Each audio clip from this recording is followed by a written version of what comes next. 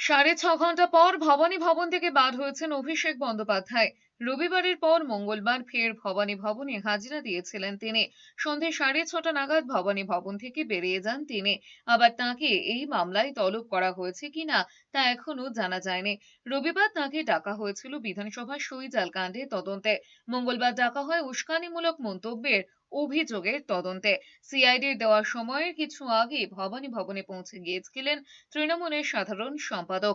বিধানসভা নির্বাচনে প্রচার পর্বে অভিষেক ডিজে বাজানো নিয়ে মন্তব্য করেছিলেন। ভোট গণনার পরবর্তী পরিস্থিতি সম্পর্কে মন্তব্যের সময়ে তিনি বলেছিলেন, ডিজে তো বাজবে, এমন জোরে বাজবে কান ঝালাপালা করবে। অভিষেকের এমন মন্তব্য ঘিরে পরবর্তী সময়ে অভিযোগ দায়ের হয়।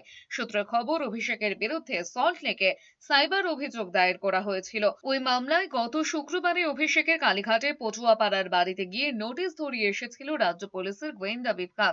এবার সেই মামলায় সিআইডির তলবে ভবানী ভবনে হাজিরা দিয়েছিলেন অভিষেক।